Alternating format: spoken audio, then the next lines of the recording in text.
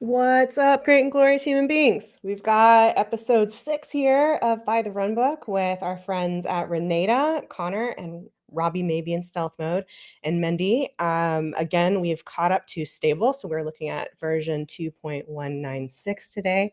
You guys have questions, comments, feedback, things you want to talk about that maybe aren't even in the release notes, you just let us know. Drop a little comment down in the segment down at the bottom or whatever screen you're looking at, and we'll answer it as soon as we can. So without further ado, your fabulous hosts, Mendy Green and Connor Fagan. Hello, guys. Hey, everyone. Good day. Okay. Can't believe you're late, Mendy. Making us 4 minutes late. I know. I was really late. I decided like literally minutes before. I'm like, I'm gonna reboot my computer now because it's been acting up. And then He messaged me, and my heart just went. Okay. I need to start booking out my diary before this because I was like 3 o'clock back-to-back meeting with the client, and I was deep in reports, and I'm like, oh my god, I got through this really quickly. And then here we are. Whew, we made it. Hi everyone. Good day. Hello. All right. Well, again, everyone, drop your questions, comments, like and subscribe. I'll see you guys on the flip. so Right. We're going to look prepared this week because Bobby spent all that time last week doing all the notes for this week for us. So we have notes to go to in the chat, Mendy. Do you have notes? We do have notes? Yeah, Bobby did like the whole thing for us. Yeah, wow, look at that. Easy street. Yeah. And obviously we've read them all, so we don't have to think about it. I'm not sure which way to take it. I don't know where to do it. 196 is exciting now because it's where we're at, right? It's like the most current stuff that people have access to. It's current stable. At this point in time, like probably almost everyone should be on stable. I think they've probably finished. Everyone is now, cycle, right? Yeah. Like, yeah.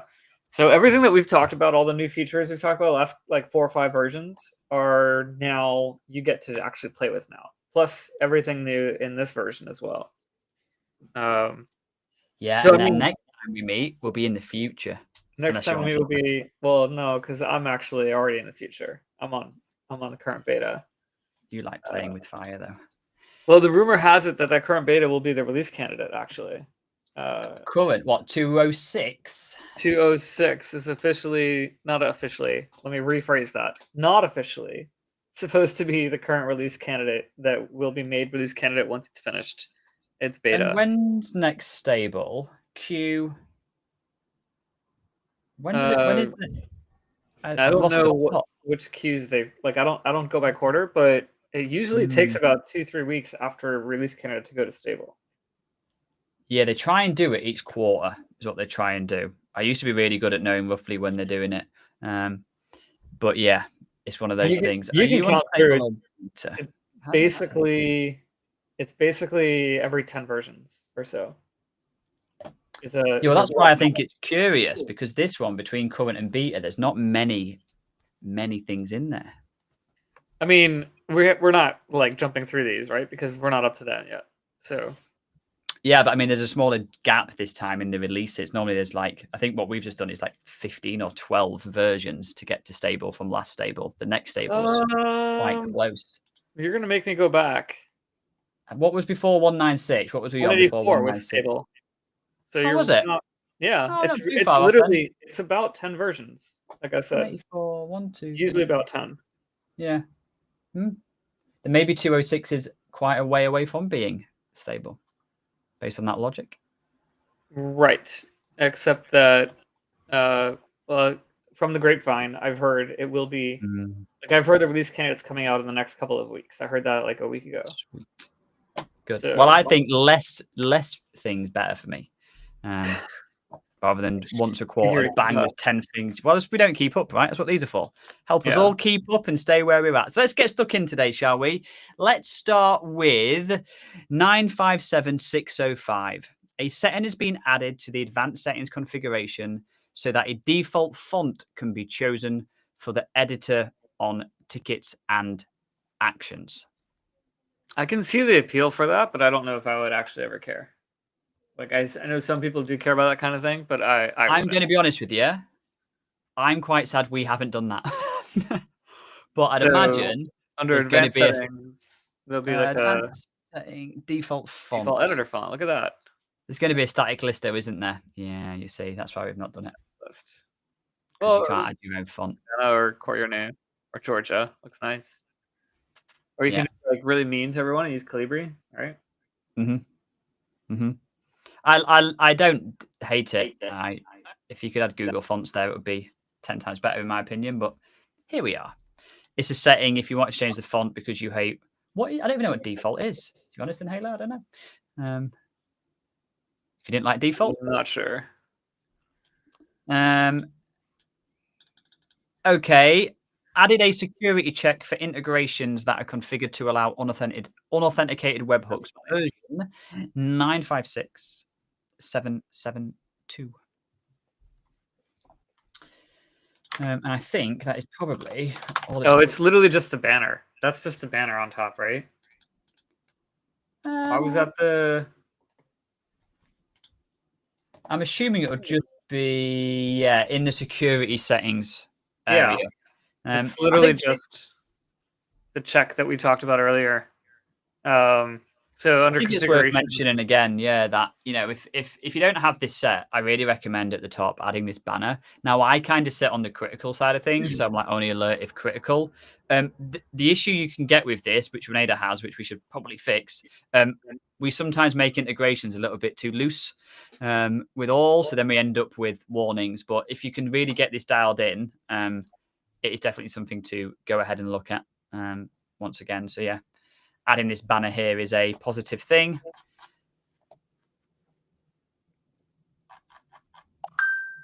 Sorry, Bobby's typing in the chat and I've got to scroll down and it's confusing me. So the button has been added to the customer screen to allow time entries to be recalculated. Don't use it yet, I don't think. Yeah, I don't think it's broken. I think it's broken, right? Yeah. We can show you where that is though. So that's don't click it. Apparently they have an article. Has this been updated? They fix it. Look at that. Yeah, they fixed the art. No, this article doesn't help you. No. What is this? Resolved. Literally not helpful. Here. No, that's action level. Oh, no, they did. They patched it. Here it is. Good. 2196.81 resolved an issue with customer level option for recalculate billing, causing recalculated for other customer records. Yeah, I logged that the day it came out and ran it. That was literally super fun, but it's on the client. You have this button here, recalculate billing, and now you should be able to recalculate all time entries within that time period. Yeah, up until a 3-month period. You can't do more than 3 months at a time, just for performance purposes. I would say probably similar to you, Mendy, as well. We have clients running this sometimes, and I always kind of ask the question, like, why are we running this, right? I think some people get into the habit of recalculating, in my opinion, a little bit too much. I would really be asking the question of why you should be needing to do this. And the thing for me is we only really advise clients to be recalculating billing if they're fundamentally changing their billing template or they've really fundamentally changed something. But I would argue you want to target a subset of tickets rather than blanket recalculating all tickets for the client. I know why they've added it. I don't. For me, it's more harm than good in some cases, although theoretically it shouldn't change anything that was already working. So the thing is like this, right? Speaking about the more harm than good, there is two places where the time entry gets locked from recalculating. So even if you recalculate the time entry, it will not do anything. One is if it's been billed, right? If it's on an invoice, that means that time entry is locked and it cannot be recalculated at that point. And the other is if you check the box to lock it, right? So on the time entry itself, looking back at this article that we were showing earlier, there's an option to lock time somewhere here. Lock time entry and do not recalculate, right? So they've also, by the way, I know this isn't for this feature, but for this version, but in the beta version, they've adjusted this so that if you manually change any of the billing hours versus contract hours, it'll automatically check that box. So this section down here, if you change any of these fields, it will automatically check that box. There's a bug with it, whatever. Let's not get into that right now. We'll talk about that later. But the point is that if this is set and or if the time's been billed, the recalculation won't do anything. So theoretically speaking, it really shouldn't break anything as long as you haven't changed your so there are certain things that we tell people during setup to never ever do. So like number one is don't change your charge rate. Your rate itself should never change on the existing rate once you go live. you can add additional rates and overrides, but do not change the existing rate from the beginning of time, because it will go back in time and change all of your time entries, right? So the recalculation will break if you do something like that, where you're not thinking about the past, and it will go back in time and do that. So, for example, a contract being deleted, and it wasn't meant to be deleted, it was meant to be expired. If you recalculate all your time, any time that was against that contract previously will now be billable at that point. Things like that. So yes, like ideally you shouldn't have to be doing it. We see people doing it most often when we take them on as a new client, when their billing wasn't set up correctly, right? Yep. And even in that regard, like I still don't do something globally on the client level. We usually find like a contract, and inside of any contract, we can go to periodic history. So I have a script that will pull tickets that were basically placed under the contract, like any ticket under the contract, and we can recalculate a focused group of those tickets from that contract. We have the same thing on the invoicing screen. We can go to labor down here, and we can recalculate all actions that are on this screen. So we use the API to query all these actions, and then we just one by one iterate through recalculating them. And I do the same thing with the waiting review as well. We can pull all actions from a waiting review and recalculate them. We have this PowerShell script that allows us to do any one of these functionalities. Can you just show the dev tool so everyone watching, if they want to know this? Because we do the same thing here. Like we often get clients who haven't set up billing before, and there's like tons of stuff we need to try and do. And we're in the same right. We don't want to be just hitting and attacking every single ticket for that client ever.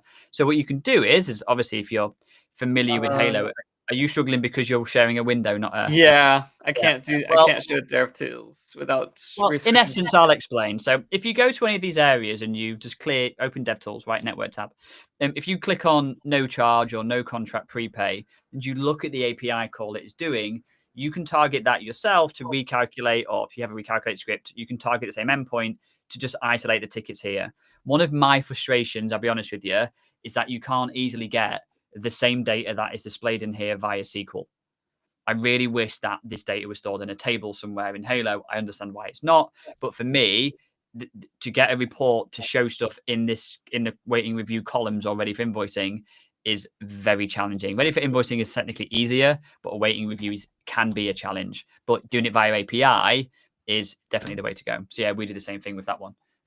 It's definitely the best method. I feel like we need to talk more about that SQL challenge you have after offline. Not for this. Yes. Yes. Okay. I will happily show you and bore you to sleep with it.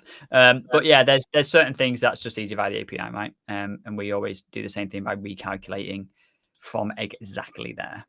Yeah. But if you don't have access to the PowerShell scripts or the API, you can do it on a customer level as long as you're pretty confident, again, that you haven't changed anything significant that will impact you negatively from the past, right? It should only be affecting new or current time entries, nothing in the historical records. A billing plan. Speaking of having like a good target of what should be changed, a billing plan combination can now be given a start and end date, and time logged outside of these values will not match the combination, right? So instead of changing your billing plan combinations, you can actually set a start and end date. It's really difficult with the way Robbie's done this because I want to show them on screen. Here it is down here. Right, this is the release note. Oh yeah, he's linked his app, hasn't he? Yeah, he's linked his app. Yeah, which is great because it's the only way to actually get to that direct note. But I'm just looking for the ticket number on the screen. It's just advertising, baby. You know what it is. Exactly. There it is. So with this, yeah, go ahead. Yeah, I was just going to say, this has been long overdue, I think. Yes, I agree. Let's see, billing templates. So let's just go to any one of these, for example, and I think it's going to be on. It's going to be on a plan, right? So it's going to be here. Yeah, yeah. Where's the date?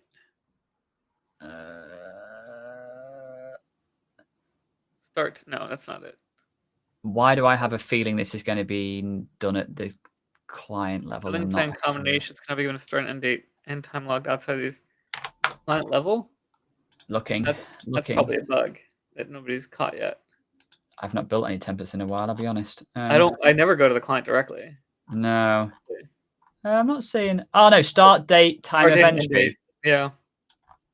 Yeah. No, it's this on the screen. Yeah, it is. You're right. Yeah, the very top, start date, end date. So yeah, it is client level. It's not on the template level. That's really dumb. All right, we need to notify Halo. That's going to be a Robbie. There we go. That'll be done. We'll let them know. Easy fix. Yeah, I've not done a billing template in a while. Yeah. Well, yeah, I do. I always do from templates. I never do from the client level. So, so the way to think about this is, and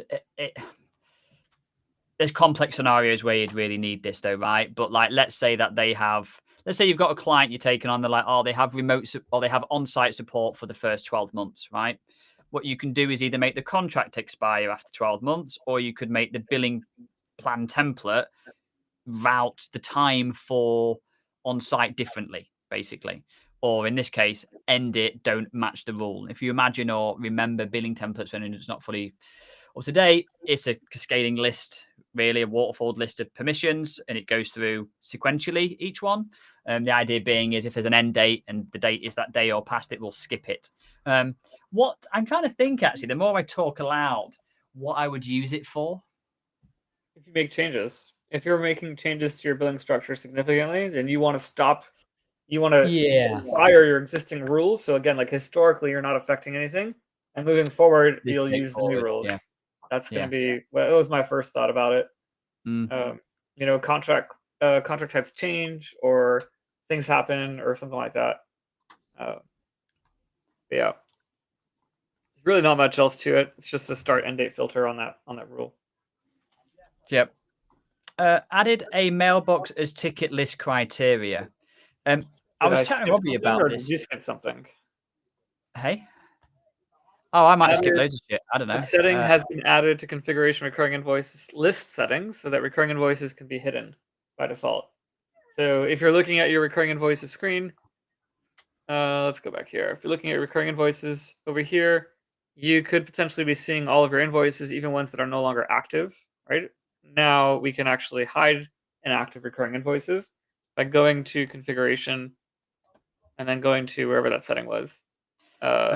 Configuration recurring invoices list setting. Yeah. So they added in, I think it was last stable, the ability to hide inactive. And I messaged Tim, was like, but by default, why would you want to show inactive? I was like, can you add a setting in? And probably other people did, not just me, but can we add a checkbox for this so we can actually control it?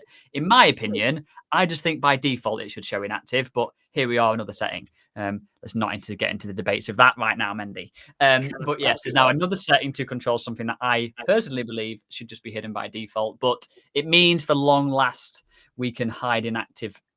Yeah, if I turn this off and say this schedule is no longer active, for example. Yep. Then this recurring invoice BP001 for Frust and something, cakes and bakes, should be gone. What a time to be alive. But it's actually still here. Let's refresh the screen. It's still here.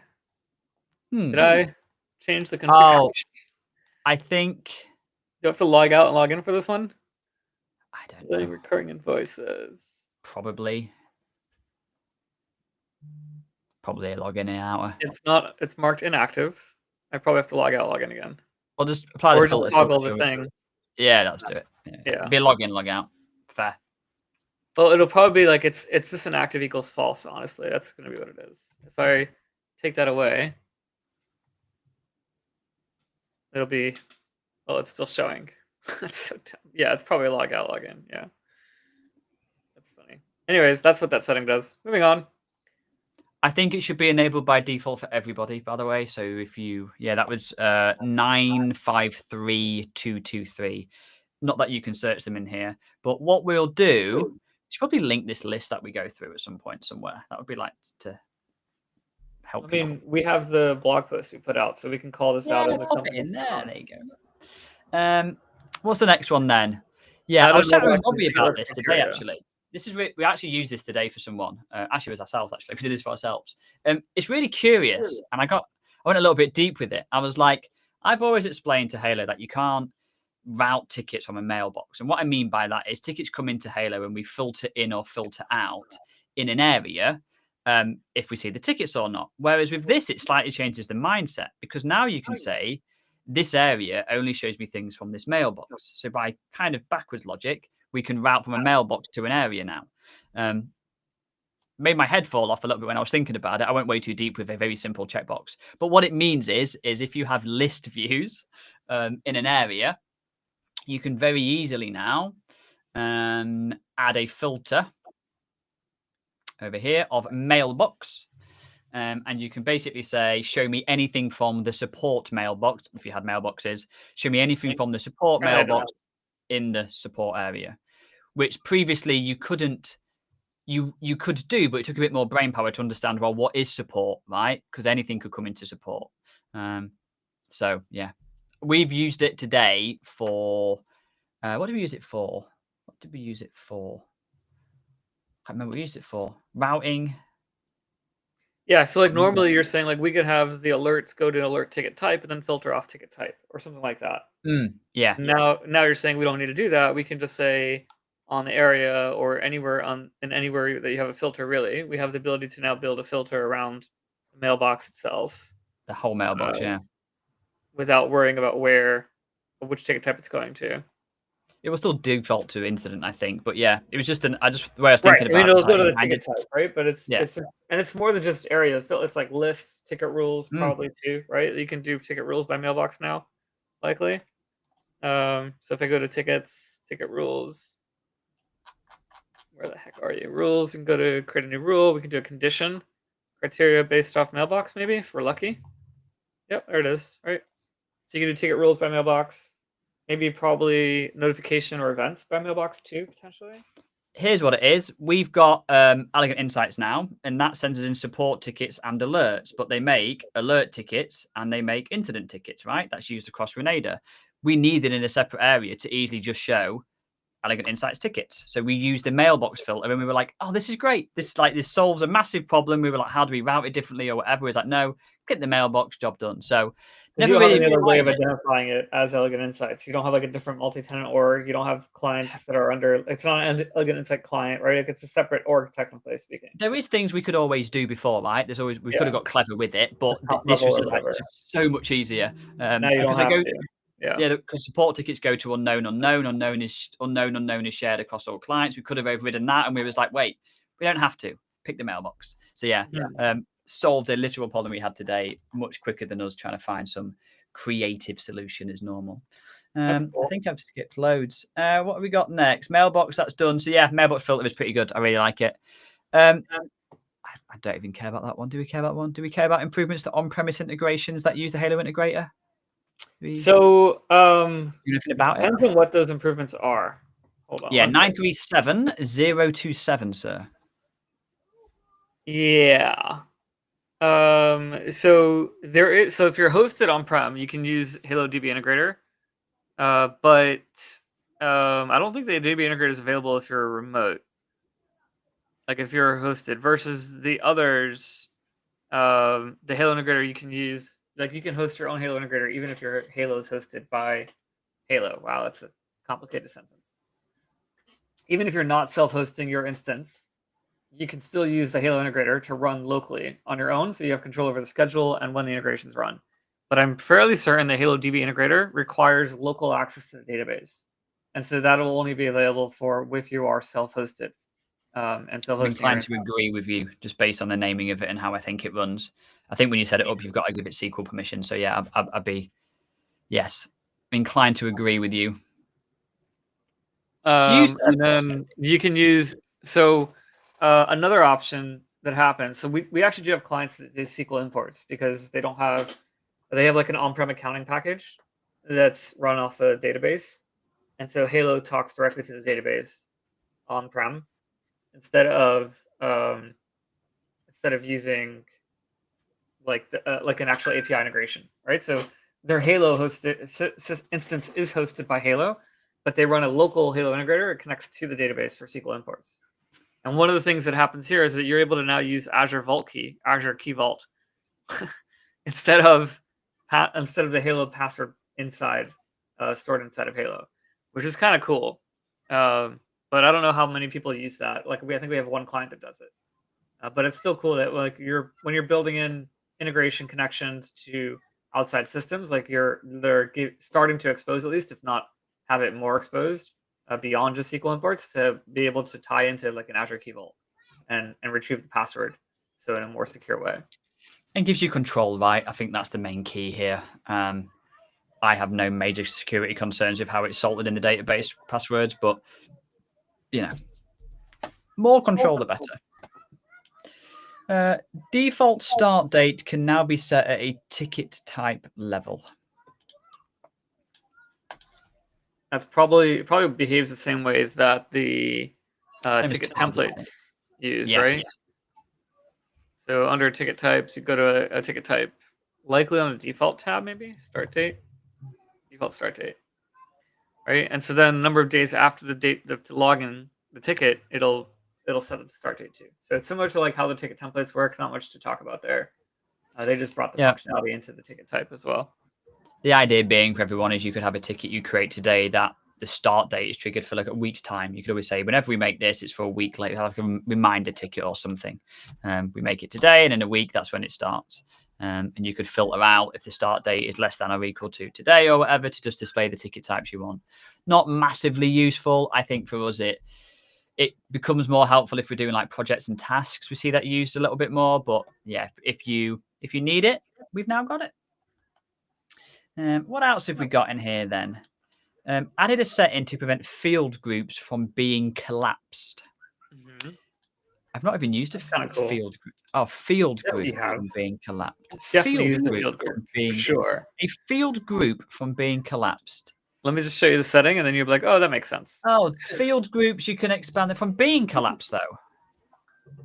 Oh, okay. Up by default. And then they said there's what they said? There was a setting to prevent it from being collapsed. Yeah, where the heck is that?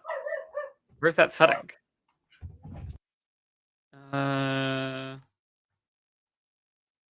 It must be global? No way. What are we saying? Ticket type level? No way. Ticket type level? Oh, what? You restrict all the fields from being collapsed? No way. Where would that setting be? Must be under forms, maybe? Probably.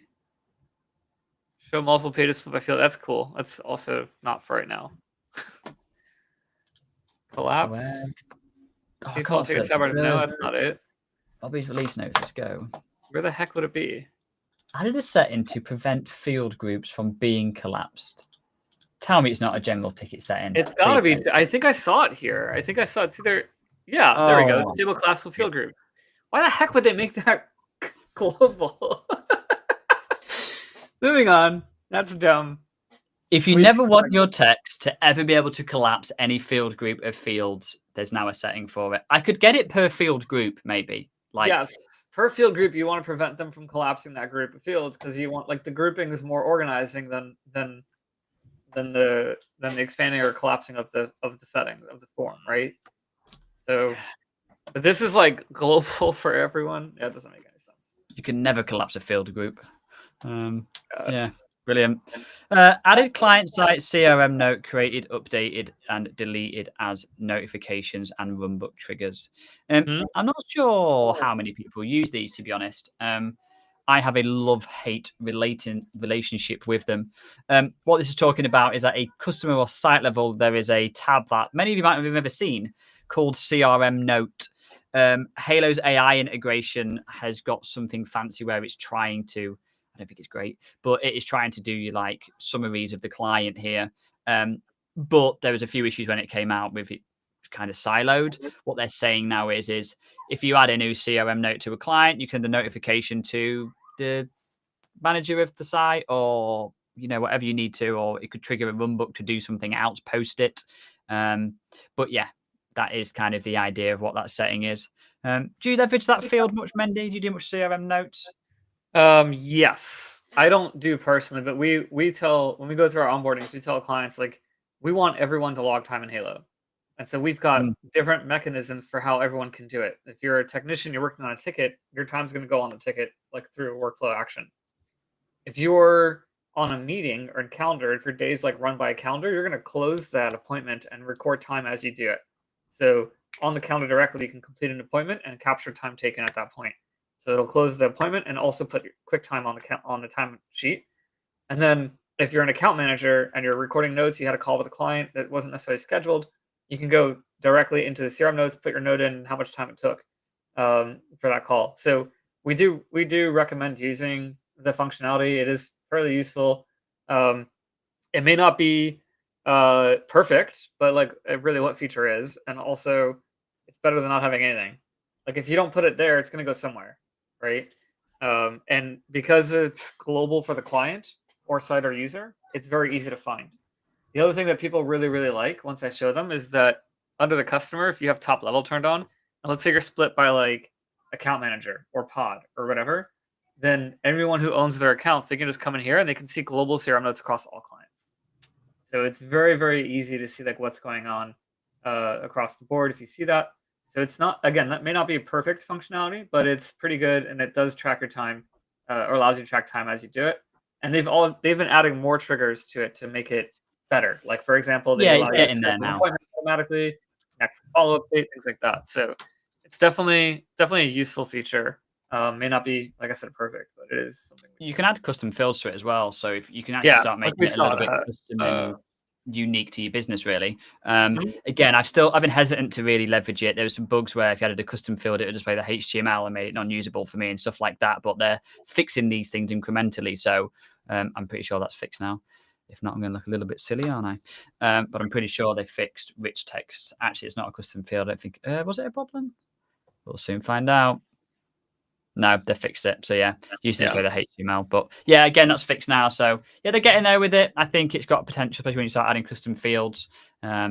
Just find out what your use case is for your business and lean on it if you need it. You can track satisfaction levels. So every meeting you have, you can basically start building like a historical record of it, right? And then next call date, you can just jump next month or 1 week or 1 year or whatever. Apparently it's broken until I hit something. What the heck is it doing?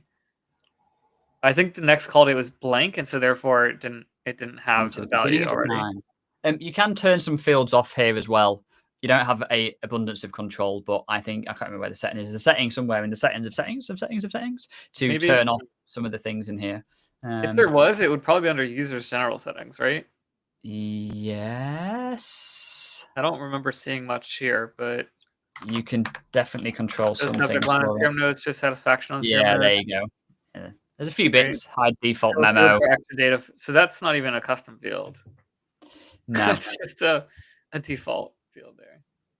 That wasn't added all that long ago, and I think the extra details field. But yeah, they're adding to it. They're expanding on it, giving you a bit of control over it, so it's nice. So yeah, if you need it, there it is. Runbook methods now support response that are only text. I sometimes read things right, and I have no idea what being just come out of my mouth. Runbook methods now support responses that are only text. So the reason for this, I think, I don't actually know, but there were two things about this. One is like you can fire off a runbook from a chat, and then the responses from the chat can come back to it's not the runbook result, it's the API's response. Some APIs don't respond with JSON. Okay. As Robbie's saying. But what does this do for us? So it basically just receives the text response and it's okay. Like it doesn't error out if it's not. Right. Okay. So it should. So we're basically saying we can now. And you can reference them in a lookup. Fine. Okay. So if you're not getting a JSON body back, you can. Fine. Okay. I get it. That shows you how much I do with automations these days and APIs, Mindy. Absolutely. I don't think I've ever ran into a system that I'd be using I'd be getting a non-JSON response. Or if I did, I would just be like, that's stupid. What a dumb API, and then I'd move on to a different one. I would call that a Robbie problem. That's what we call it, Renada. And he goes away and does his magic with it. Improvements to the XLS imports. What are you learning, Mendy? Apparently you can limit how many rows you want to import at once. Not sure why you'd want to do that necessarily, but okay, you can. And then also there's going to be a validate button. There's like a validate import by clicking the validate button next to the start import button. So they've added a new button next to start to actually validate that it's going to be good. You don't like right now. I don't know. When I've been doing XLS imports, I've been just unselecting everyone and selecting just one and hitting start. And then I use that to validate. I do the same thing. Yeah. Okay, so now they added a validate button that you don't have to do that. Cool, I guess. I think we're both still going to do the exact same method Same we did before, because who's going to test it? Who's going to risk that button? Yeah. Well, that makes me. I have a question for you, Connor. It's completely off script. Hit me. If you go to reporting, and you start writing a report, and you do SQL for the report writing, and you do something like select top 10 whatever star from false. Yeah. Do you jump straight to preview report and preview, or do you hit the test button first? Preview and change the date. Change the date. I just hit. Oh, I would always go to preview, and then, well, if I'm ever doing select star, typically I'm going preview, changing the date. If I'm doing like a where, like date occurred or something like that between start date and end date, then sure, like I'll change the date too. But if I don't have a filter, then I would just leave that alone and hit load report. But a lot of people will get stuck on the test button, which is the point.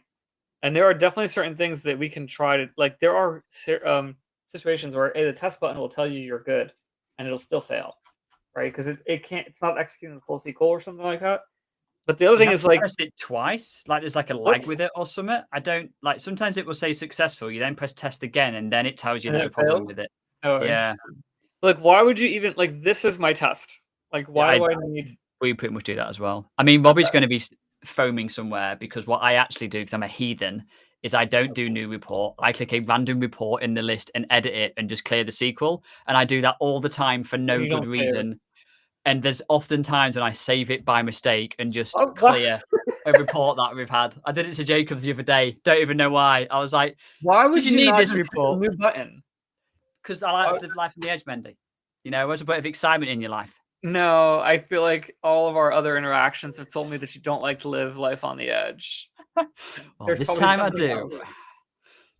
Maybe it's a forced way to test that our bot can write SQL, so we have to go do it again. Maybe it's a testing mechanism. It's not. I'm just a heathen. I don't know why I do it. Bobby literally will send hours on calls and he'll be like, "Why are you doing that?" I'm like, "I don't know."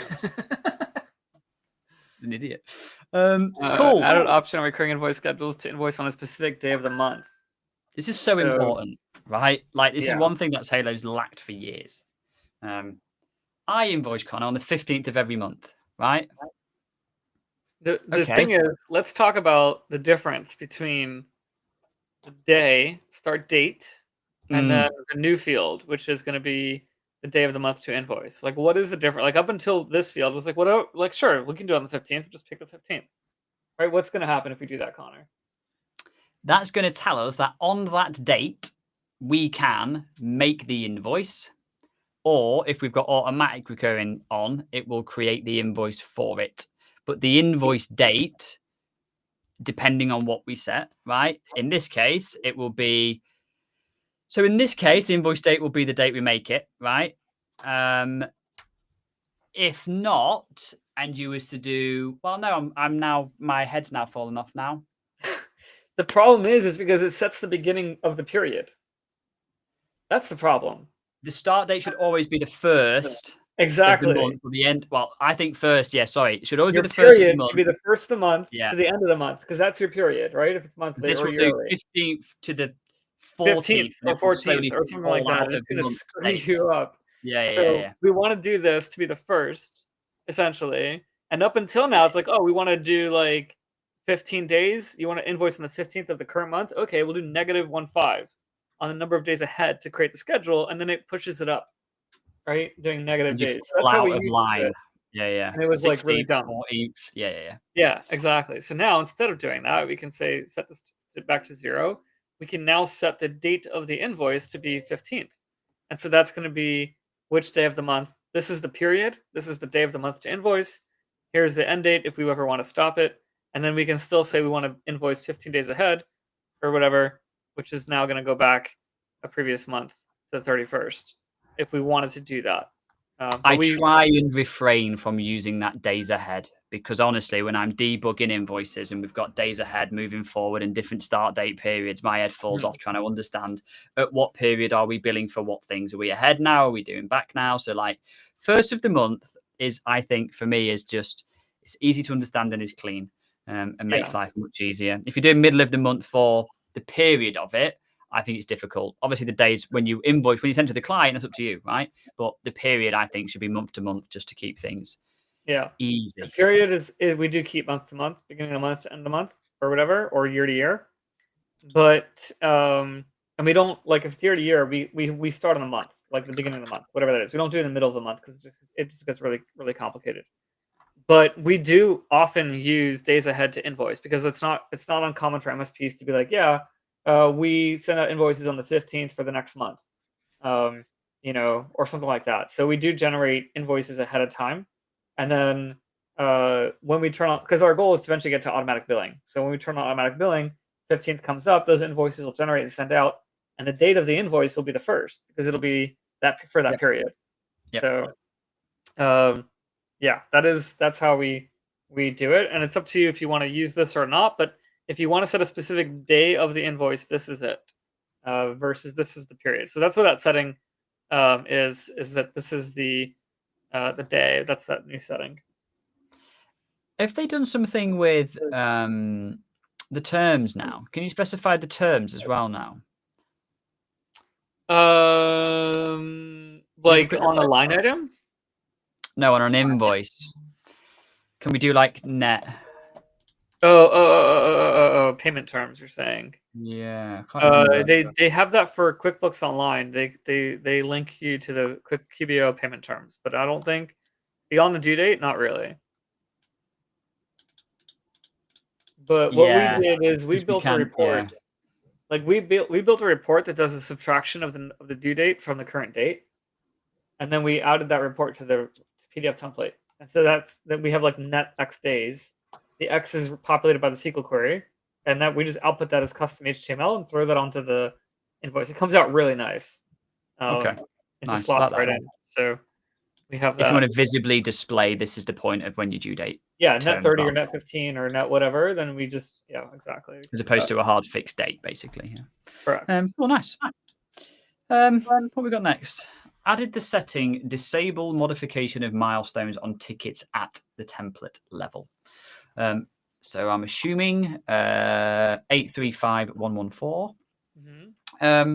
We go to ticket templates, and we are using a template that is going to be a project, I'm assuming, that has milestones enabled. So our ticket type has to have milestones enabled first. If I can go to project, I'm assuming. So enable milestones is on, right? So now if we go to a template and build a template for that project type, there's going to be now we have the milestones tab, and then we have this checkbox. Oh, okay. So we can make sure that people can't change the milestones on the project once it's from this template. It's locked to whatever this template has. Guess if that was the thing you needed, then now there it is. Happy days. Yeah, I don't know. Stuff like this, I'm just like, who cares?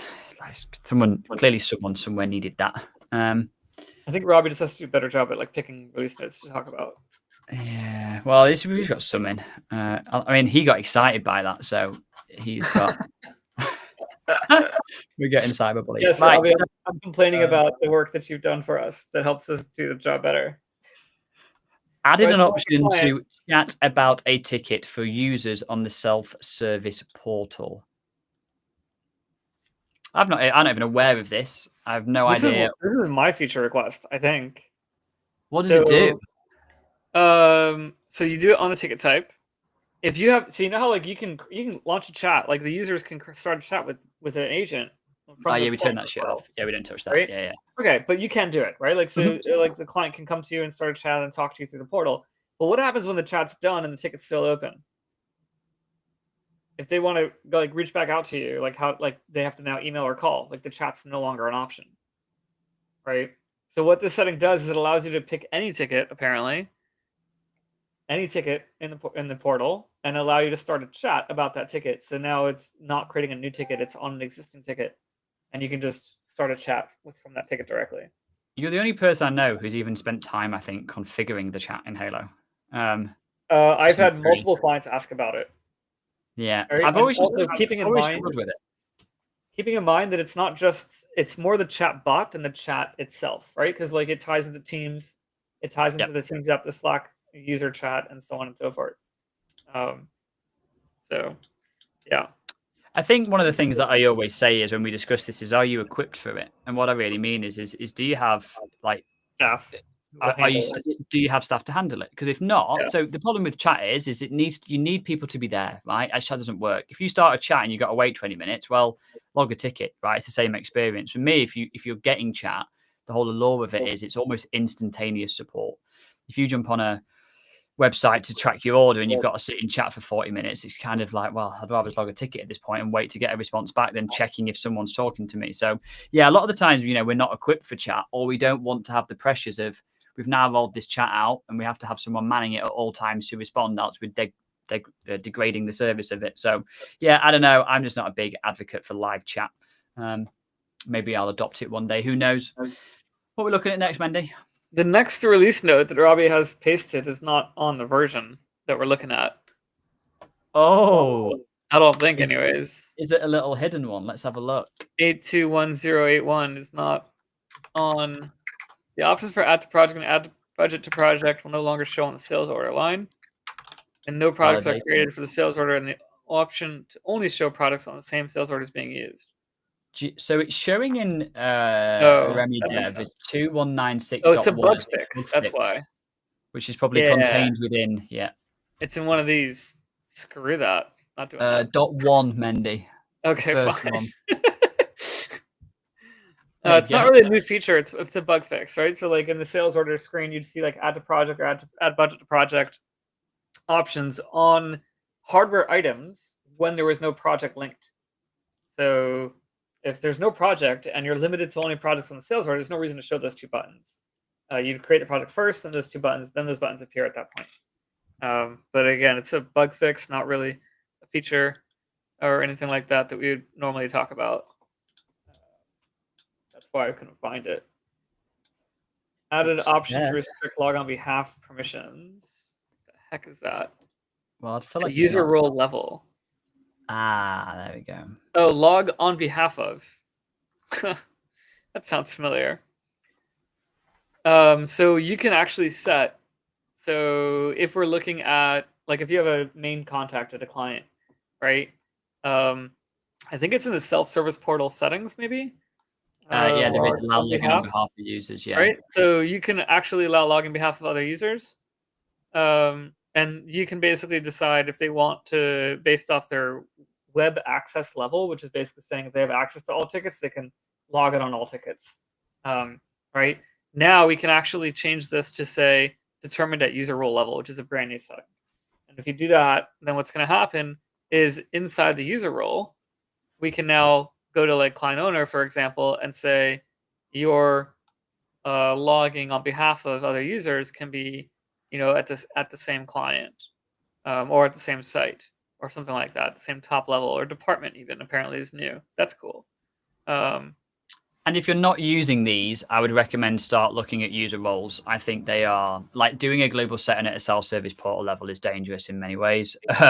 But for me, user roles have provided great benefits for us at Renada, actually, especially if you start thinking about approval processes and stuff like that. We have approvals now when we do tasks for clients, for instance. Whenever we take a new client on, they fill out a form which gives me all the users and what permissions they need, and then we tie it into roles, and it just it really flows really nicely, and we know exactly who to target for emailing, or if someone leaves, are they a part of the roles. It feeds really nicely into the ecosystem. These were added in last year, I think, user roles. Really, really powerful once leveraged correctly, and they sort of unlock doors, if you will, whereas once before it would be a nightmare. One of the things you want to keep in mind when you're building these out is, like, you may, for example, your role may grant access to invoices, right? But even if you do that, if you just present the button to everyone, if you take these away and just hit save, everyone's going to see this button on the portal, right? Now, when they click on it, they may get like an access denied, but like, what's the point of showing it to them if they can't see it, if they can't get to it? And so by going here, we can actually say, we are going to restrict who can see it based off the same exact roles who would have access to the button in the first place. So beyond just having access, you're able to control who can see it. And you can do that for any of these buttons, right? You can build out custom buttons on your portal and restrict access to them based off of roles or anything else. And you get the same exact concept in, for example, if you were to go to reporting and then dashboards, You can go to a dashboard, maybe not profitability, maybe service desk or something specific for the client. And then you would basically go to the user access, and you can grant user access the same exact way using user roles, for example, and then you can choose which roles have access to that dashboard. And again, you can do that on knowledge base. You can do that on reports. So beyond just permissions that you can see in the role itself, you have access to set up additional things or entities that they can reach. So beyond just the permissions tab that you have here, you can also grant essentially like access control almost for those specific areas, like the self-service portal buttons and the reporting and dashboarding and so on and so forth. Yeah, it's definitely getting better for that. They still need to internally fix the permissions for reports, because if you want to say just give Mendy access to this one folder, you've then got to go through every single other folder report and say Mendy can't see it, is one current problem you've got. So just be careful with access control. If you allow technicians to reports, they can see all of them by proxy as opposed to none of them. So just be careful of that. But yeah, it's definitely improving, and it's definitely nice to have a bit more granular control. Conscious we've got about 6 minutes left, Mendy. Yeah, I have two I want to talk about. Go on then. Two that we want to talk about. Maybe three. Okay, so the first one is something that is really, really big. We tell clients all the time that we don't want the technician to have to make a decision beyond their day-to-day work when they're working on a ticket, right? And so when they're presented with a dropdown and that dropdown has a million options, they have to start thinking about something other than their job. Is this client billable? Is the client not billable? Like, what status am I going to go into? What should I be doing next for the process? We don't want that to happen. We want to present limited options for the technician so they don't have to think about it. They can just look and know exactly what they should be clicking. One of these things that we lean into for, or that it relates to, is going to be the buttons that are on top of a ticket, right? So if a technician opens up a ticket, we don't want them to be hit with like, oh, what do I press next? I've got like a million buttons here, right? How do I actually do anything with this? They have to start thinking about like, which button should I be pressing, or they have to be trained and they have to remember. It gets fairly complicated. One of the things that we added in, that Halo added in, from a feature request I submitted over 2 years ago, is the ability to stack these actions up. And so now if we go to configuration and we'll go to advanced settings, and we're going to go to the lookup codes all the way at the bottom, there's going to be a new lookup code called action groups over here that we can go into. And we can start building, for example, AI actions. And we can just do like robot or Android as the icon. And now what happens is, notice this ticket. We've got AI analysis, AI response, superpower, AI tech email, like all four of these things, right? We're just going to go into each of those actions real quick, and we're going to put them into the new group that we just created. So if I do like superpower and go to the edit, and we go to... We can't see what you're doing, by the way. Oh, wow. There we go. Oh, because I was in the wrong... Sorry, hold on. Let's go back here. Let's do this, right? So we have this action group that we created, and we lost... Let's go back. Configuration. Okay, hold on 1 second. There we go. Okay, tickets, actions. We'll go to superpower. You saw me build that group, right? Yeah, we did. Yeah. Okay, so now we can just put this into the action, right? And then we go back here, and we'll do like the AI response, right? So we'll do AI response as well. We've got like a couple of them. We're going to put them all into that AI actions. And I'm just going to do a couple just so we can see how it comes out, right? And so now we look back over here, we should start seeing these buttons collapse, basically. And if we go to AI actions, we now have a drop-down of those actions, right? So that's going to be super big. So we can start, we have another level of depth that we can do to start building out a more intuitive interface for the technician. They know, look, I want to do something AI, they can go to the AI menu. They want to do something like a contact user, they go to the contact user and they've got email or other options there. They want to do like a note, they can have public private note under the note field, right? So we have more ability to put more actions on the ticket without breaking the technician's ability to be able to think quickly and pick something immediately. Okay?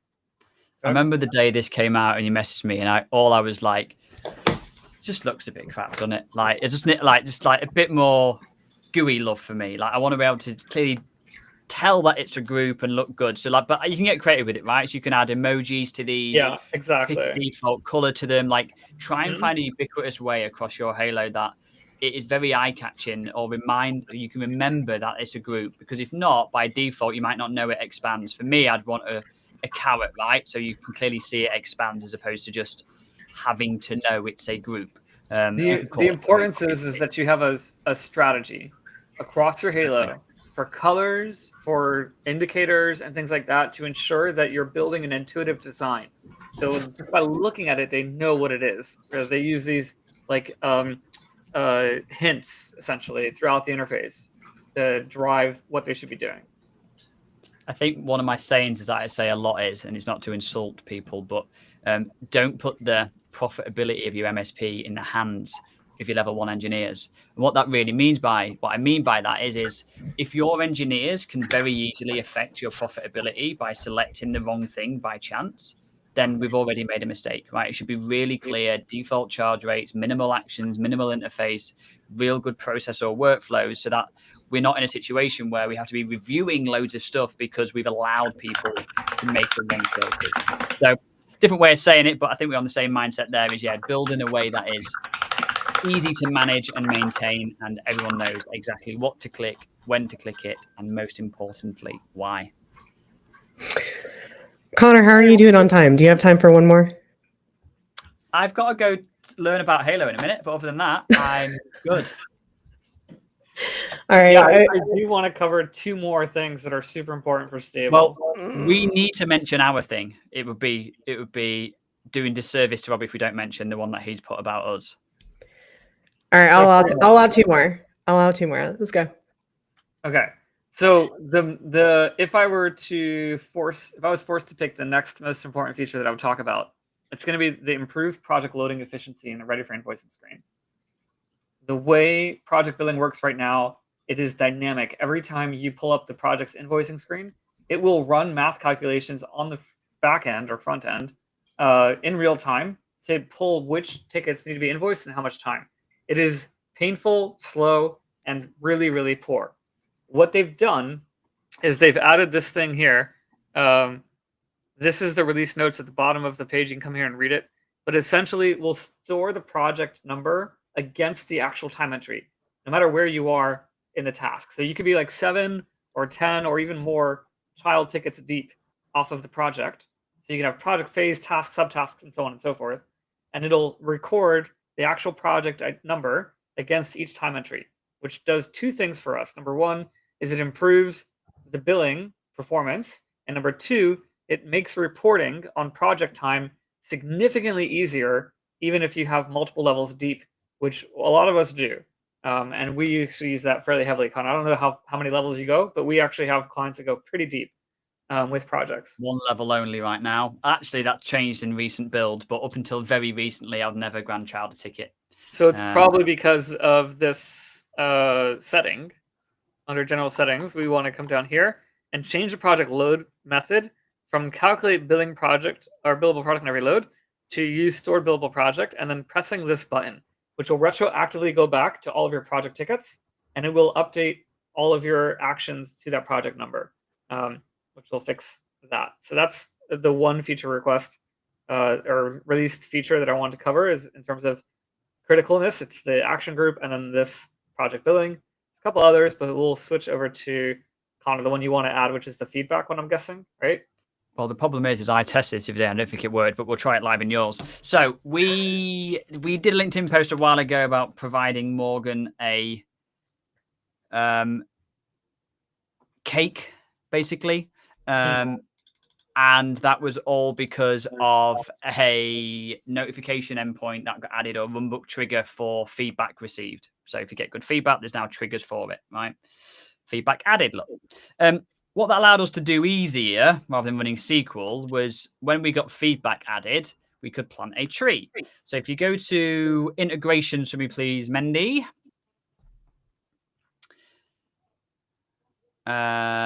Runbooks. So custom integration, sorry. Yeah. And then Runbooks. And then go back, please. Back a page. Back? Oh. Yeah. Okay. Click on the globe in the top right. Ah, okay. Did you and release in here, you should see ecology, plant a tree. That is the Runbook that we made. That one left there, that one there, on how to plant a tree. It got added to the repo. Is there any accreditation that we did this? If I've not even checked. Does anyone even know we made this? Does anyone even care? I know that you did it because it's on your video. We did. This is Robbie made this. Robbie, you need to get onto Morgan, mate. He is stolen your work here and not told anybody of your creativity. But basically what you can do is click install to Halo, and I'm fairly certain at this point it entirely craps out. I'm not going to lie. But if you look at this,